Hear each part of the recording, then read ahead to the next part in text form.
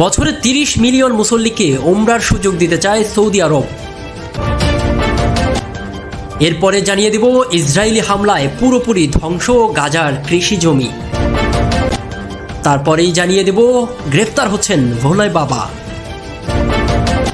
আর এদিকে শাহজালালে ৪.৫ কোটি টাকার স্বর্ণের বার উদ্ধার। এবং সর্বশেষে জানিয়ে দেব কলম্বিয়ার সঙ্গে ড্র করে চরম বিপদে পড়ল ব্রাজিল। এতক্ষণ শুনছিলেন সংবাদ শিরোনাম, এখন থাকছে বিস্তারিত। ওমরা পালনকারীর সংখ্যা বাড়ানোর পরিকল্পনা করছে সৌদি আরব। দেশটির ওমরা বিষয়ক সহকারী সেক্রেটারি আব্দুর রহমান বিন ফাহাদ বলেছেন, সৌদি প্রতি বছর অন্তত ৩০ মিলিয়ন অর্থাৎ ৩ কোটি মানুষকে ওমরা পালনের সুযোগ দিতে চায় সরকার। এক প্রতিবেদনে গালফ নিউজ এমন তথ্যই জানিয়েছে। প্রতিবেদনে বলা হয়, বর্তমানে সৌদি আরবে প্রতি বছর প্রায় ১ কোটি মানুষকে ওমরা পালনের সুযোগ দেওয়া হয়। সহকারী সেক্রেটারি আব্দুর রহমান বিন ফাহাদ সৌদি টেলিভিশনে আল ইখবিয়ারকে বলেন, প্রতি বছর ওমরা পালনকারীর সংখ্যা বাড়ছে। তিনি এই সময় উল্লেখ করেছেন যে চলতি বছর ওমরা পালনকারীর সংখ্যা ১ কোটি থেকে বাড়িয়ে ৩ কোটি করার পরিকল্পনা রয়েছে। সম্প্রতি সৌদি আরবে ওমরা পালনে আগ্রহীদের জন্য ইলেকট্রিক ভিসা বা ই ভিসা চালুরও ঘোষণা দেওয়া হয়। ওমরা পালনের আগ্রহীরা নুসুক অ্যাপ ব্যবহার করেই ই ভিসার জন্য আবেদন করতে পারবেন। এই অ্যাপের মাধ্যমে আবেদনের ২৪ ঘন্টার মধ্যেই ভিসা পাওয়া যাবে। পাশাপাশি ভিসার মেয়াদও ৩০ দিন থেকে বাড়িয়ে ৯০ দিন করেছে দেশটি।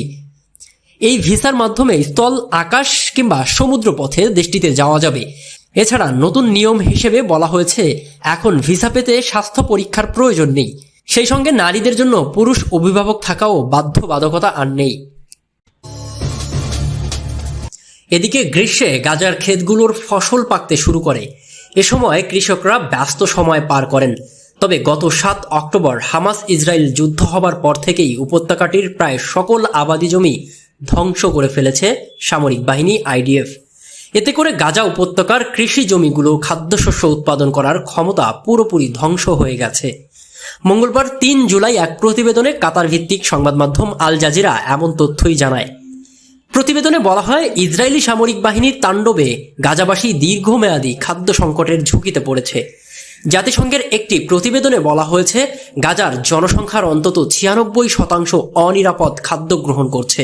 এছাড়া প্রতি ৫ জন ফিলিস্তিনের মধ্যে কমপক্ষে একজন অনাহারে দিন কাটাচ্ছেন। এই হিসাব মতে গাজায় প্রায় ৫ লাখের বেশি মানুষ অনাহারে ভুগছে। গাজা ভূখণ্ডে মোট জনসংখ্যা ৪,৯৫,০০০ মানুষ অনাহারে সময় পার করছে। এই বিষয়ে বিভিন্ন স্যাটেলাইট চিত্র বিশ্লেষণ করে একটি তদন্ত প্রতিবেদন প্রকাশ করেছে আল জাজিরা। স্যাটেলাইট চিত্রগুলো বিশ্লেষণ করলে দেখা যায়, গাজার কৃষি জমির অর্ধেকেরও বেশি গত ৯ মাসে ইসরায়েলের হামলায় পুরোপুরি ধ্বংস হয়ে গেছে। গণমাধ্যমটির হিসাব মতে উপত্যকাটি ৬০% বেশি আবাদি জমি ভয়াবহভাবে ক্ষতিগ্রস্ত হয়েছে। এদিকে ভারতের উত্তরপ্রদেশের রাজ্যে হেতার্স জেলায় ধর্মীয় সভায় পদদলিত হয়ে এখনও পর্যন্ত ১২১ জনের মৃত্যুর খবর পাওয়া গেছে। এ ঘটনায় গ্রেফতার হতে পারেন কথিত ধর্মগুরু নারায়ণ সরকার হরি ওরফে ভোলা বাবা। উত্তরপ্রদেশ পুলিশের বরাত দিয়ে এক প্রতিবেদনে এমন তথ্যই জানিয়েছে ভারতীয় সংবাদ মাধ্যম এনডিটিভি। পুলিশের এক সিনিয়র কর্মকর্তা বলেন, উত্তরপ্রদেশে পুলিশের একটি দল হাতরাস জেলার সিকান্দারবাওয়ের ঘটনাস্থলে গিয়েছে। অন্য একটি দল গিয়েছে বাবা নারায়ণ হরির মূল আশ্রম মঈনপুর রামকুঠির চ্যারিটেবল ট্রাস্ট ভবনে। পুলিশের ডেপুটি সুপারিনটেন্ডেন্ট সুনীল কুমার বলেন, আমরা ভবনের ভেতরে বাবাজিকে খুঁজে পাইনি, তিনি সেখানে ছিলেন না। ভারতীয় সংবাদ মাধ্যমের তথ্য অনুসারে মঙ্গলবার ২ জুলাই হাতরাস জেলায় সৎসঙ্গ প্রার্থনা সভা ভক্তদের উদ্দেশ্যে বক্তব্য দিচ্ছিলেন কথিত ধর্মগুরু নারায়ণ সরকার হরি।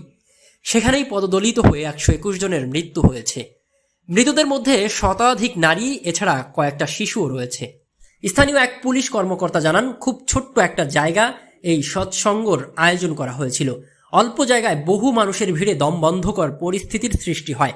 প্রাথমিকভাবে ধারণা করা হচ্ছে, অনুষ্ঠানস্থলে নিঃশ্বাস নিতে না পারায় সৎসঙ্গে উপস্থিতির লোকজনের মধ্যে অস্বস্তি তৈরি হয়েছিল। এরপর লোকজন সেখান থেকে সরে যেতে তাড়াহুড়া শুরু করলে পদদলিত হওয়ার ঘটনা ঘটে। পুলিশ আরও জানায়, অনুষ্ঠানের সময় আবহাওয়া খুব বেশি গরম ও আর্দ্র ছিল। তবে সেখানকার পরিস্থিতি কিভাবে নিয়ন্ত্রণের বাইরে চলে গেল এবং পদপৃষ্ঠের ঘটনা ঘটল তা পুরোপুরি স্পষ্ট নয়। স্থানীয় কর্মকর্তারা জানান, সৎসঙ্গ আয়োজকদের বিরুদ্ধে একটি মামলা হয়েছে। এফআইআর অনুসারে সভায় ৮০,০০০ মানুষের অংশ নেওয়ার অনুমতি দেওয়া হয়েছিল। এ ঘটনায় শোক প্রকাশ করেছে ভারতের প্রেসিডেন্ট দ্রৌপদী মুর্মু। মৃতদের পরিবারের প্রতি সমবেদনা জানিয়েছে প্রধানমন্ত্রী নরেন্দ্র মোদী ও কেন্দ্রীয় স্বরাষ্ট্রমন্ত্রী অমিত শাহ।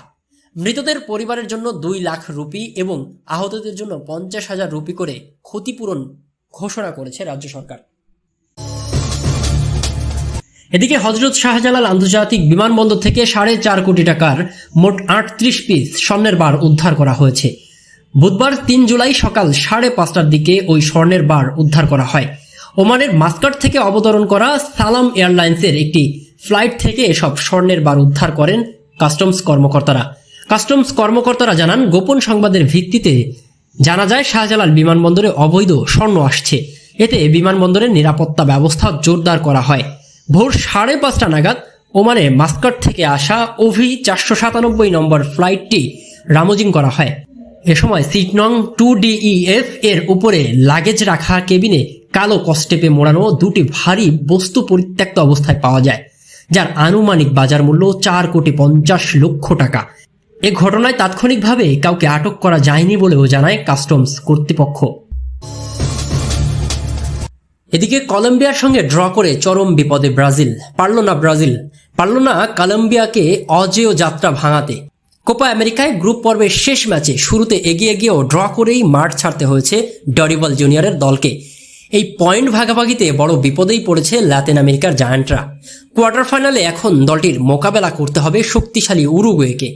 আজ বুধবার ৩ জুলাই ক্যালিফোর্নিয়ার লিভার্স স্টেডিয়ামে কলম্বিয়ার সঙ্গে ১-১ গোলে ড্র করেছে ব্রাজিল। ফলে ৩ ম্যাচে ৫ পয়েন্ট নিয়ে ডি গ্রুপের রানার আপ হয়েছে দলটি। অপরদিকে ৩ ম্যাচে ৭ পয়েন্ট নিয়ে টেবিল টপার হয়েছে কলম্বিয়া। কোয়ার্টার ফাইনালে টানা ২৬ ম্যাচ অপরাজিত থাকা হামেস রদ্রিগেজের দলের প্রতিপক্ষ পানামা। এমনিতে এই দল হিসেবে দারুণ ছন্দে আছে উরুগুয়ে।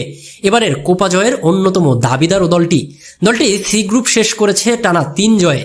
ব্রাজিলের জন্য তাই তো মরার উপর খাড়ার গাও বলা যায় কোয়ার্টার ফাইনালে দলের অন্যতম বড় তারকা ভিনিসিয়াসকে না পাওয়া।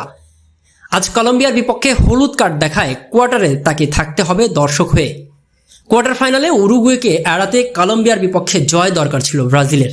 শুরুতে দলটি এগিয়েও যায় সেই লক্ষ্যে। ম্যাচের ১২তম মিনিটে ফ্রি কিক থেকে দুর্দান্ত এক গোল করে বার্সেলোনার ফরওয়ার্ড রাফিনিয়া। ওই গোলের পর কলম্বিয়াকে চেপেই ধরেছিল সেলেসাওরা।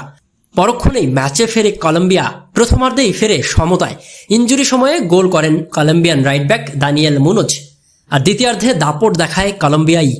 একটা সময় মনে হচ্ছিল ব্রাজিলকে নাচাচ্ছে দলটা। তাদের ফরওয়ার্ডে দারুণ কিছু সুযোগ নষ্ট না করলে জয় নিয়েও মাঠ ছাড়ার সুযোগ ছিল কলম্বিয়ার। তবে জয় না পেলেও পয়েন্ট ভাগাভাগি করেই কোয়ার্টার ফাইনালে উরুগুয়েকে এড়াতে পেরেছে কলম্বিয়া। আর বিপদেই পড়ল ব্রাজিল।